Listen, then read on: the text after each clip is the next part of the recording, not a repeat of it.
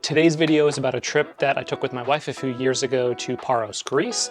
She happened to be in Paris, France on a business trip, and she said, hey, why don't you come meet me there? Let's go somewhere warm, let's go somewhere with water. Clearly, I was thinking, let's go somewhere with kiting.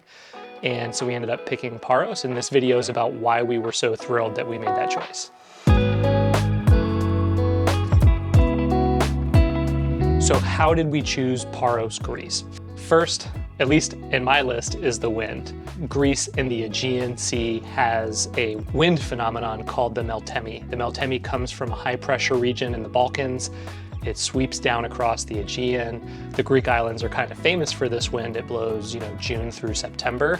And so chances are good that you're gonna be able to kite there. So next is travel time. There's lots of warm places around the world close to the ocean. Greece just happens to be a little bit closer to Paris than many of those other locations, so quick access was nice. And it's not the #1 tourist destination of the Greek islands. So this is gonna be more of a traditional vacation than just like a pure kite trip, going to a kite camp and kiting the entire time. So how do you get there? We took a Transavia flight from Paris, France to Mykonos. We got to Mykonos, we hopped in a car. Right away I saw that Mykonos wasn't gonna be the place for us. There was just kind of traffic to get everywhere. What was nice in Mykonos is we saw white caps everywhere, so the wind looked good. On the way out, I saw a small little bay that was filled with kiters. It looked jam-packed with good wind, but yet again, I was happy I wasn't gonna stay in such a crowded place. Then we went to the ferry terminal.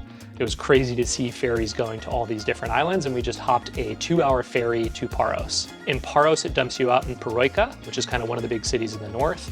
And there we hopped in a car. So we opted to get a rental car. You do need an international driver's license to drive in Greece. And so unlike me, you should plan this in advance. I was really scrambling at the last minute. So let's talk about the kite spot, Punda Beach. This place is just incredible. The first thing that jumps out is the bright blue water. And then you have Antiparos, which is the neighboring island in the background. You'll often have these crazy mega yachts anchored out in the bay.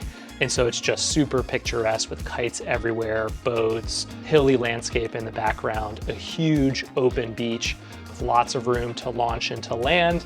And then access is really just a beach road. So yet again, if you get a small car, be careful of getting stuck. I got stuck. Fortunately, a very friendly local who seemed to be in the habit of doing this pulled me back out. And what you'll see is 2 kite schools on this beach. So one on the north side, one kind of further down to the south. I went to the one further south. So this was Paros Kite Pro.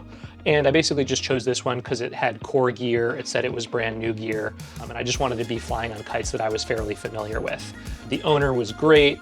The location was great. The equipment was just like brand new out of the bag. And so generally my experience was awesome. So my wife's experience with the lesson wasn't so great. She kind of had this instructor whose head was in the clouds. He got frustrated. He wasn't particularly patient. That's never a great situation for a new student.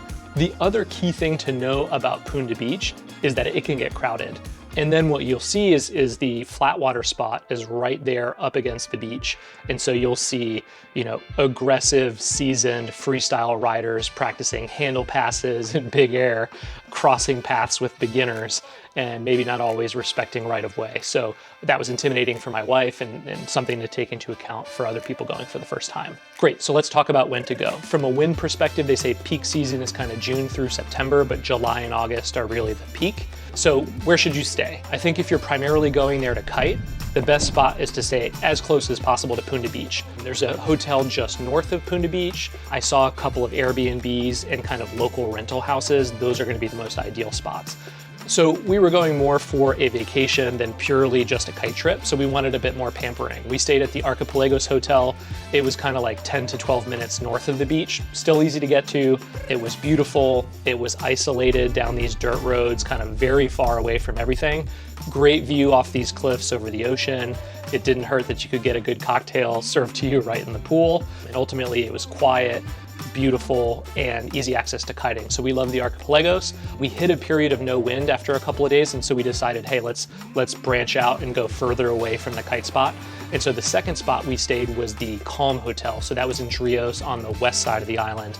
And honestly, this was one of the best hotels I've ever stayed in, kind of anywhere. We were surprised. It was a little bit higher up in the mountains, so kind of a more majestic view over the ocean.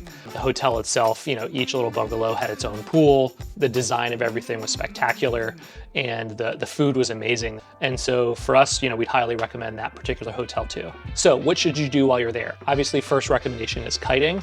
A lot of people don't know this, but if you're in Punda, you can actually do a downwind kite surfing trip to the Blue Lagoon right off the coast of Paros. It's this shallow water, bright blue, famous spot. I think that would really be cool. I didn't get a chance to do the downwinder, but I think it's worth checking out. There is another kite spot that might be worth the drive, Lakiri. I like to just kite in new spots. I happened to go when there was no wind, so I didn't get to try it out. And then otherwise, I think the easiest recommendation I can make is get on a boat.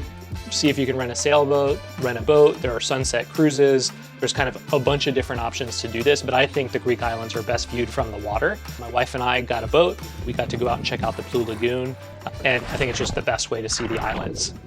Next, I recommend checking out the small towns. So Aliki, Drios, those were kind of two of our favorites. But get out of the big ones, go check out the smaller ones. I think they're less crowded. I think they're prettier. So it's really worth getting off the beaten path. Obviously, you can go check out the big towns. So Noosa and Lefka, I think, were the big ones. Noosa felt like what you would expect from a Greek town or Greek island life. But when I went, it was so slammed, you couldn't walk anywhere. So I just didn't stay that long. And then Lefka's worth the trip. It's more of a mountain town. Really, really picturesque, small back alley roads winding through this town. Definitely worth the trip.